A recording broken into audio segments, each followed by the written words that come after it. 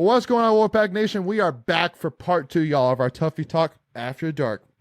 With myself, Layton Smith here, and Macon Adams here. If you haven't checked down part 1 yet of Tuffy Talk After Dark, make sure to go do that. But once again, just a reminder, Tuffy Talk After Dark is a series where it's basically a continuation from the Tuffy Talk Live Show we just completed, aka from the live show we just had on December 11th.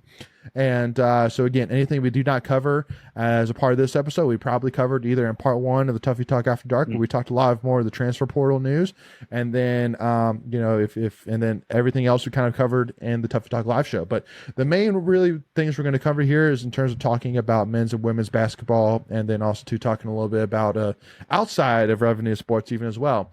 But Megan, so want to kind of talk a little bit here about women's basketball, how it really is kind of crazy that, like, if I had told you 2 months ago, hey, just so you know, NC State women's basketball is going to go 10-0 with wins over UConn, with wins over Colorado, and we're now number 3 in the country.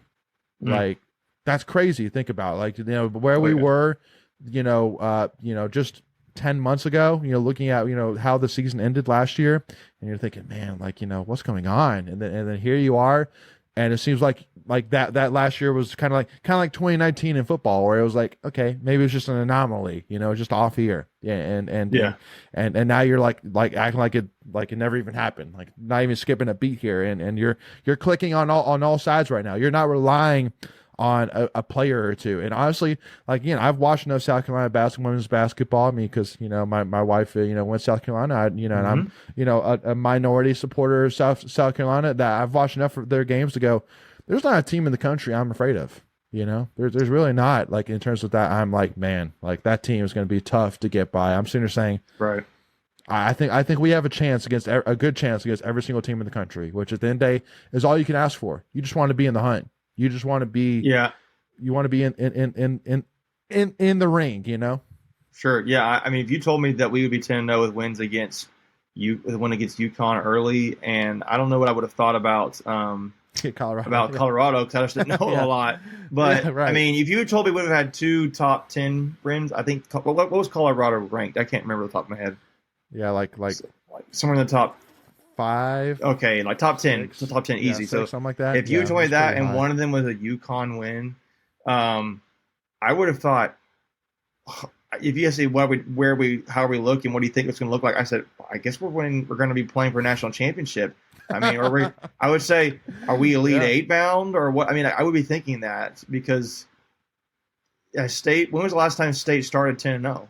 I don't know if that's been figured out yet by the stats at women's basketball, but that hasn't happened at any point yet under Coach Westmore. So I'm sure it has it not? Are you sure about that? I don't know. Has it? I don't know if it has or hasn't. I don't remember. I'm sure during the peak Alyssa Cunane years, I'm sure it happened. Maybe not Cunane's last year, because we lost the opening game to South Carolina. But I'll have to go look at that then. But I would think, okay, well, we're playing for a national championship again, and definitely maybe we're going to go back and win another ACC championship, because I can't imagine there'd be that many more teams that have that kind of resume in the country. And, obviously right now we're ranked 3rd in the country, so that clearly shows that. But it's exciting. You're thinking, I just think reemphasize Westmore is a really good coach, and he's a really good recruiter.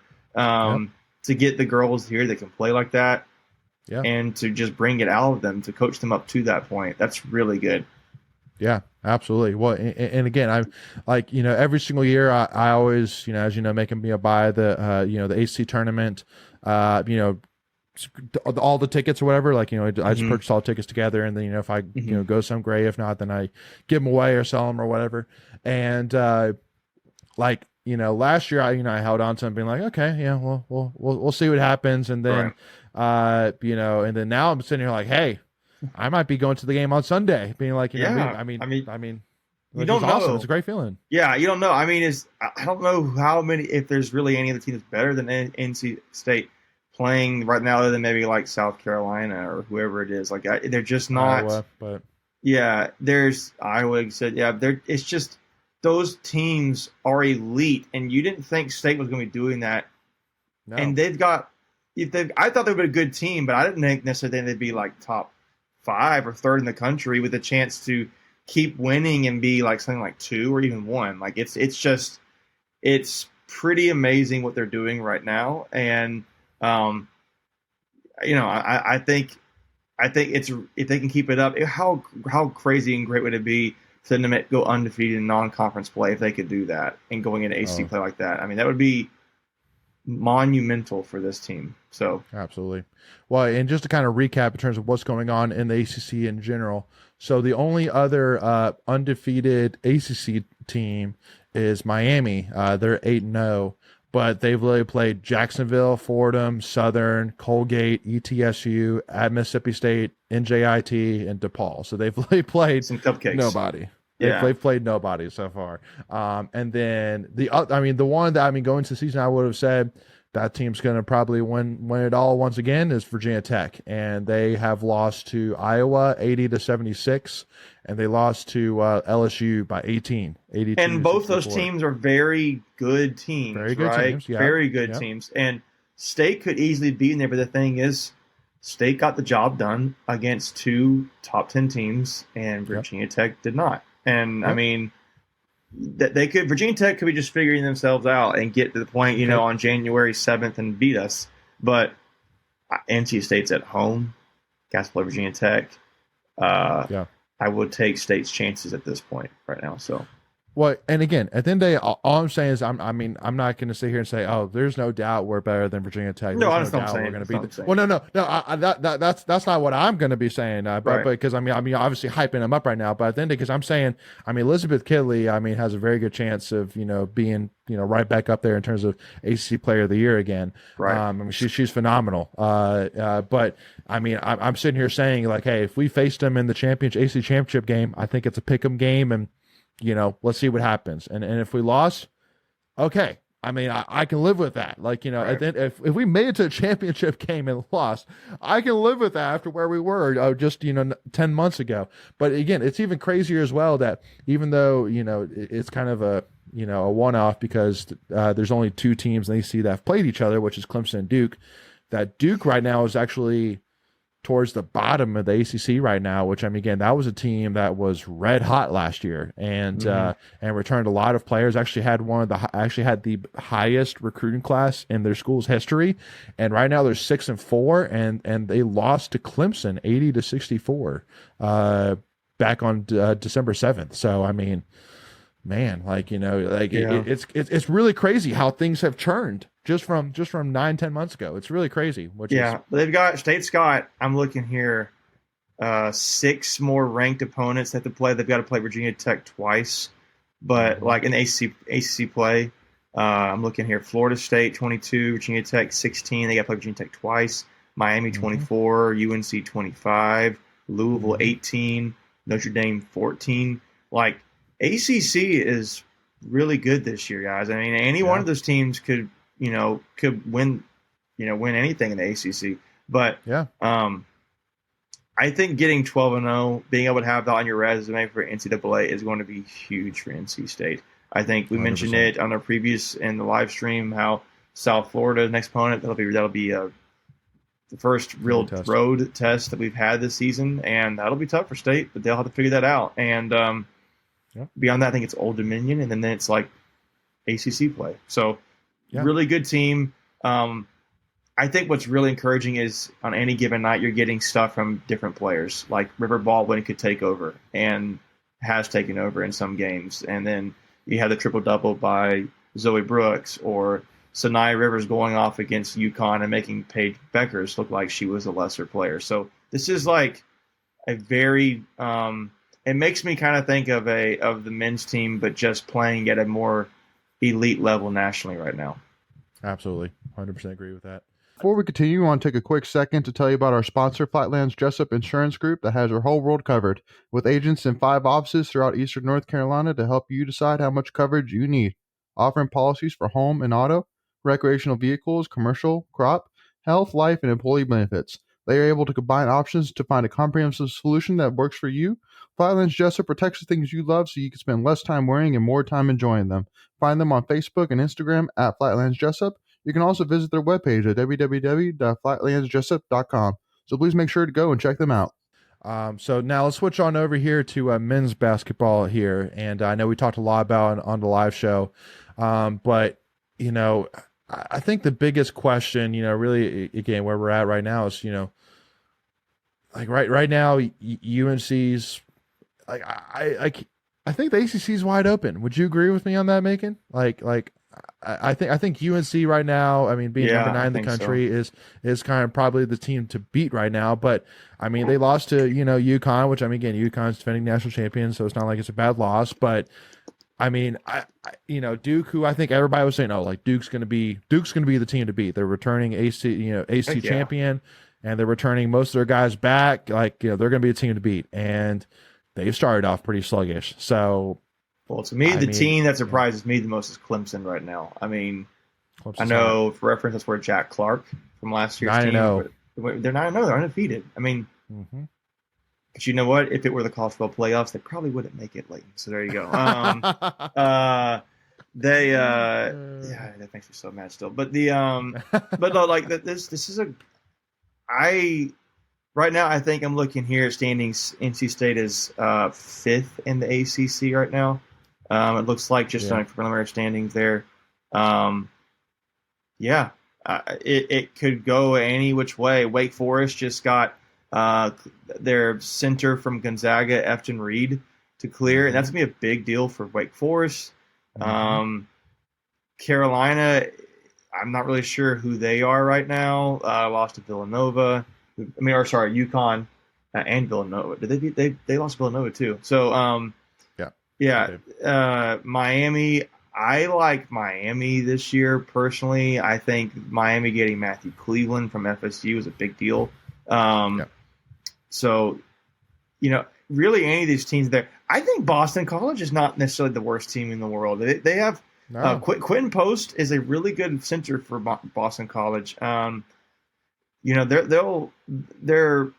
a hard team to come, to kind of keep building back up. But I think there's like 6 or 7 teams that really could win the ACC this year, and I wouldn't be surprised if any one of them. I think the way Clemson's playing, I think Virginia's quietly doing what Virginia does, but I wouldn't be surprised to see UNC Miami. I really think Wake Forest could be sneaky. Duke, especially with the Gonzaga center transfer, that's big for him. Yeah, just with Duke too. Duke's just got to figure themselves out. But I think it's or NC State. I didn't say them. I really think it's open this year, and no one is obvious. But I think the biggest surprise has got to be Clemson right now. They're first in the ACC. They're undefeated. They're just taking care of business, one game at a time, and they're just not. They're not giants right now for me to think about beating. No. So that's why I say that. We'll see what happens, but it'll be good. No, exciting times for sure. So switching on over now. So the big news that NC State men's soccer has announced their new head football coach, Mark Hubbard, transfer from University of New Hampshire, which I'm pulling up. The stats again right now that I had. I can get those story wise there. He's got a 200 career record, 232 to 52 to 37.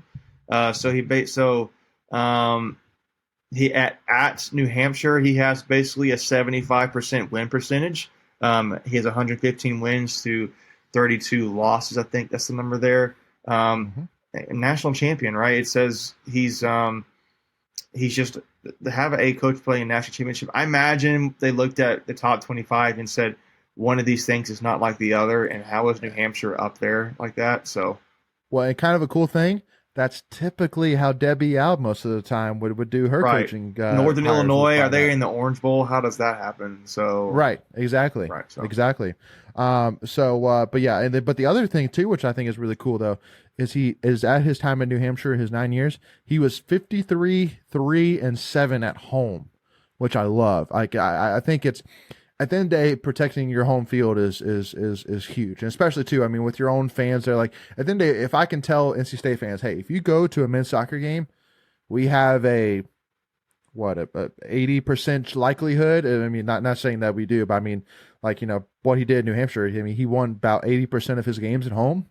Like that makes a big difference. If I'm saying to, no matter who we're playing, we have probably a pretty good chance of winning at home. And that's a pretty great thing right there. Right. And people might say, well, it's University of New Hampshire. Like like this guy ain't proven. Like no, like he had University of New Hampshire as a top 5 team in the country. The University of New Hampshire. Do you know University of New Hampshire for anything else? Like I don't. It's men's soccer. Yeah, that's basically their focus. Yeah. So, I mean, you got to believe State has more resources than New Hampshire does. So, exactly.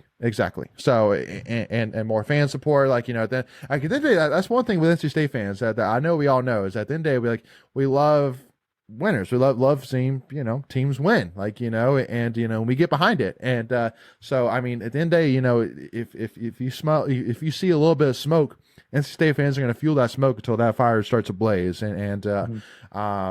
So, and especially because I think that, you look at down the road, you look at, UNC and, how they have, like all these team national championships that I think for NC State fans, you're saying, hey, listen, if we could compete, on the national championship level in more sports, I'm here for it. Right. Right now we have tennis. Right now you have wrestling. Right now you have, women's basketball and, you name it. Like, I'm okay with adding another team to that list. If that's men's soccer, sounds good to me. I'm all in. Because again, it's not like you need a lot of resources to be at that elite level for men's soccer. It's not like you need $25,000 a player. You don't need that, Right. A lot of the guys that play on these teams are from overseas. So, it's a whole different ball game. So, I'm hugely saying for all NC State fans that again, just make sure to go and support Coach Hubbard and the men's soccer team. I think huge things are coming for this program. Excited to see it. Yep. So 2 more things here that I completely forgot to mention as well. So the commitment of Elijah Groves, 4-star linebacker commit, it's kind of a funny story that how he's from Tennessee, and his final 2 when he was getting recruited back in the summer was Kentucky and NC State. It was really looking like he was going to commit to NC State, but then all of a sudden, a few days close to his commitment date, winds kind of start change. He committed to Kentucky, and then what was it, about a week and a half ago, maybe 2 weeks ago, he decommitted from Kentucky. Oh, I think it was less than that. I think it was a week ago. Yeah. Yeah. So a week ago he decommitted, and then maybe 3-4 days after that, apparently right when he decommitted, apparently Tony Gibson literally got on a plane and went and saw him, and then 3 days after he decommitted, he committed to NC State. So I mean, any thoughts? I'm sitting here saying maybe he saw again the trajectory. High upside guy to me. High upside guy, but also you're looking at the programs, which I know is again it's not necessarily an equal comparison because obviously SEC versus ACC. But I mean, you're seeing that they brought in like all these guys from looking at a big year, and they went 6-6, 7-5, whatever it was that Kentucky went. But then you look at NC State and you say, hey, this was a program that was supposed to be rebuilding. They just went 9-3 and finished 3rd all by themselves in the ACC. Like, man, if I can come in there and with the guys that they already have and they're going to bring in, right? Like, I mean, because I think with Elijah Groves as well, you're saying, hey, listen, if you have a chance to be the starter, but at the end of the day, you're going to get minutes. Like, you're going to play, from day one, which is I think huge for any guy, but also you're going to play day one for a team that has a legitimate shot at ACC championship next year. Yeah, I think Groves is a guy. You don't just go fly over there. I think I heard that Gibson flew to go see him. You don't do that unless you really want this guy, and they wanted him. Yeah. I think he was a guy who there was some word about. Maybe he had kind of committed to State, and then he just flipped it. He just kind of decided he's going to go to Kentucky, and there's a lot of stuff going on social media about people really upset. State fans are upset with that, and then he comes back to State now. Imagine how much more frustrated or upset the coaches might have been, and they still wanted to go after this guy, and that's a big deal. So you can see why he must be a really good talent, and with his athleticism that he has, you watch his high school highlights. He's a big time player. I just think he may need some development from just kind of harnessing and reining that in a little bit, just kind of getting to understand the system. But State's going to need linebackers because Peyton Wilson's obviously is going to get drafted, and then you've got Jalen Scott who got he's graduated. Maybe he gets to play. He gets drafted in the NFL. So we'll see. But I like what I see in Groves. I think one site has him as the highest ranked high school player in the country or in our class. Excuse me. So. Yeah. Well, and I think that's another thing too, is the fact that, I mean, that it's obvious that Tony Gibson is one of the best linebacker coaches in the country. I think he just got the award actually for the best linebacker coach in the country. And I mean, again, looking at what he did with Peyton Wilson, looking at, what Peyton Wilson has become, being, basically almost the same, general start as Elijah Groves, 4-star guy, a guy that's not, talked about, on the national level, but I mean, he's a guy that, I mean, has all the stats, has, he's a 4-star guy, and then he can be developed as, being an elite linebacker. I mean, he has that ceiling. There's no doubt about it. So, I think that was a big pull too. So, but anyway, the last thing I wanted to talk about was the news of Kevin Concepcion getting announced to the freshman All-American team first team freshman All-American team per The Athletic, which I don't think is much of a shocker, being that he led the whole country for freshmen in receptions, receiving yards, and touchdowns. So not really too much of a shocker there, but like I'm telling you, man, like we talked about, I know, remembering, the first couple games, and I think it was on the live show with you, me, and Greg, and talking about, man, like Casey has that top 5 upside, and all of us are like, oh, I don't know, but like I'm saying there is no ceiling that I don't think like Torrey Holt's ceiling, I think is, I mean, I don't see any reason why not so far, man. Yeah, he's a slot guy. He's not going to be like your outside perimeter receiver kind of thing. No. He's just a guy you play all over the field. And exactly. He first team All-American from a freshman standpoint. Like, he could win the Sean Alexander Freshman of the Year award nationally, which I think that is awarded. They give that award out on December 29th. I think is the date. So the day after the bowl game. Okay.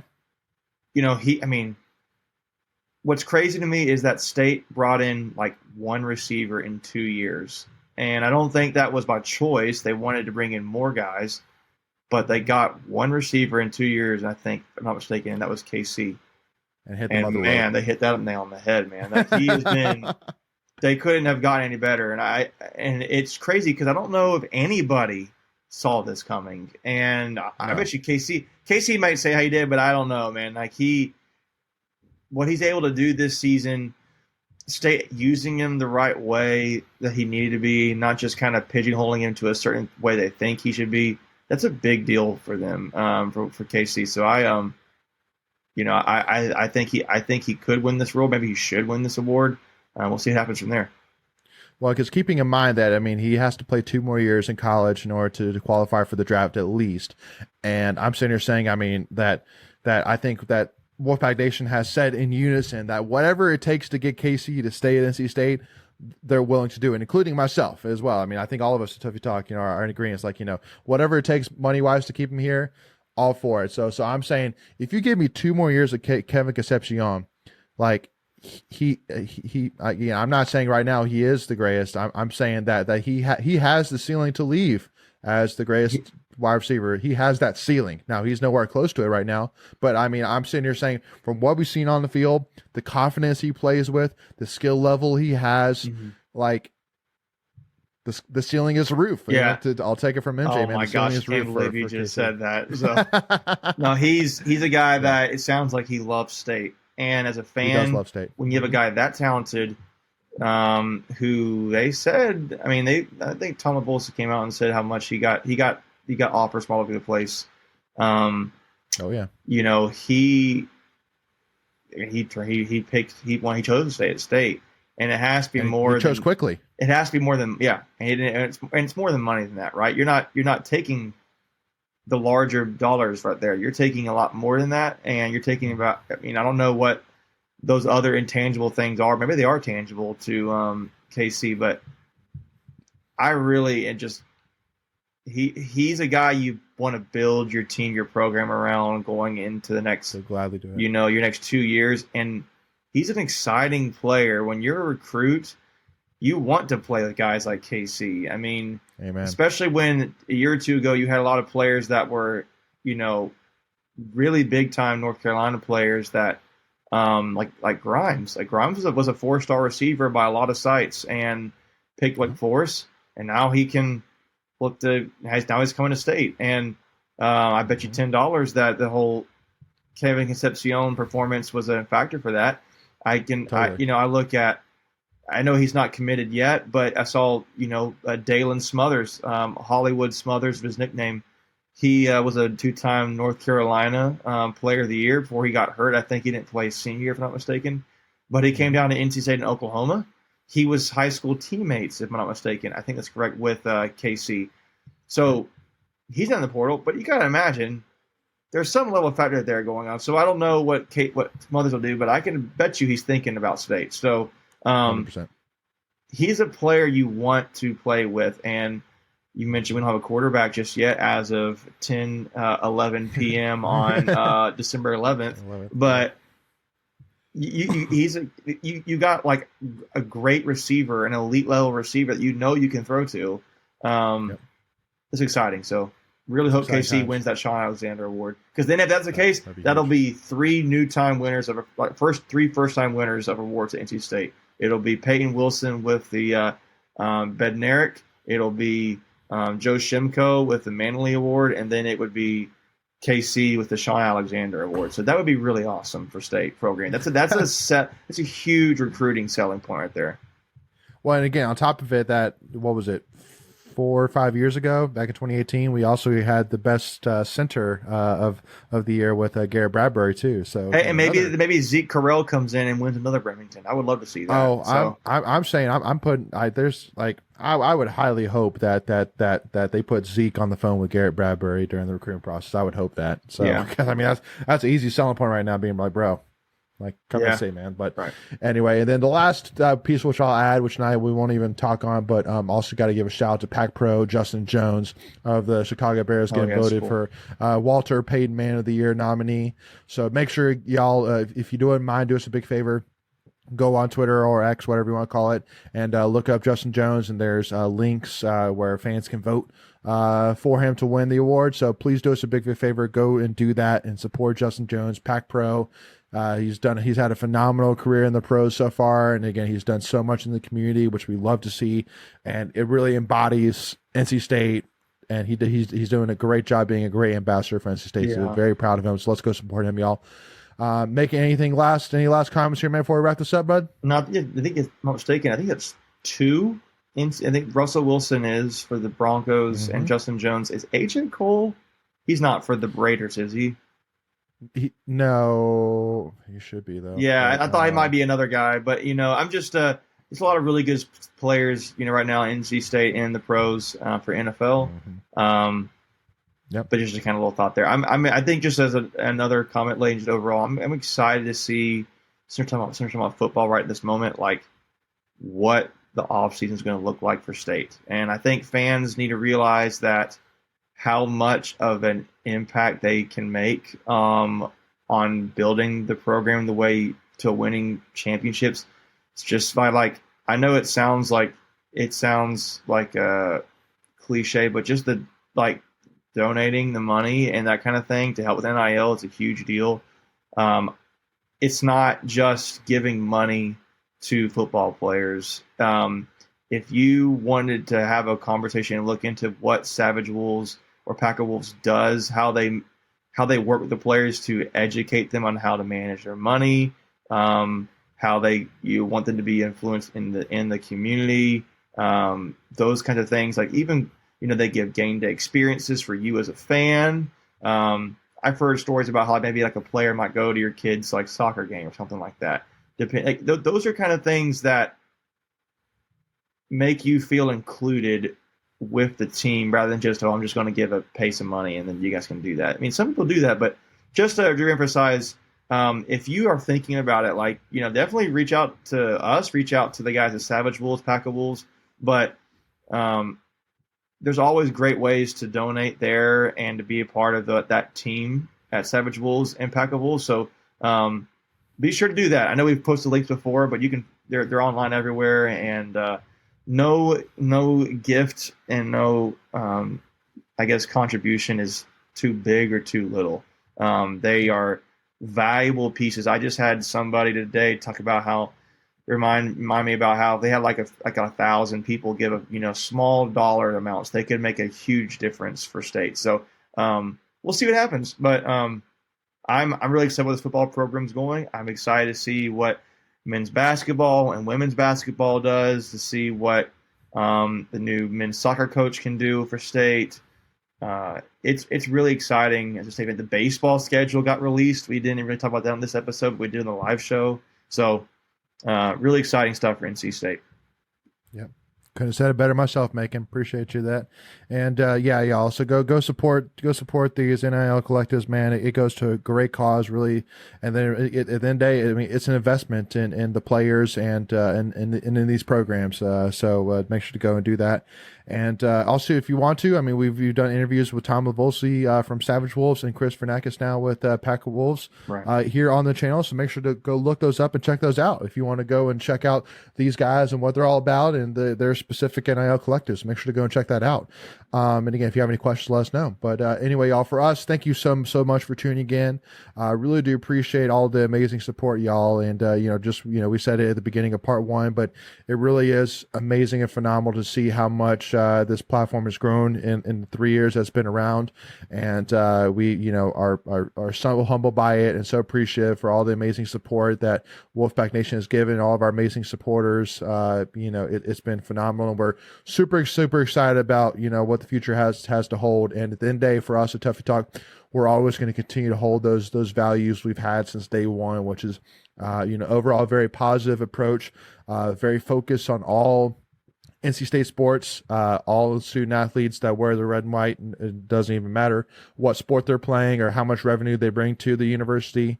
And we're always going to be that. So, because in the day, again, we're fans first, and that will always stay the way it is. But thank you all so much again for joining us. Again, if you want to continue to support us, if you haven't already, make sure to do a big favor, hit that free subscribe button, hit that notification bell. If you want to consider joining us, a member of the channel, to get access to exclusive emojis you can use in the comment section, as well as loyalty badges. If you hit that join button, you can join for only $1.99 a month, and you get access to those amazing features.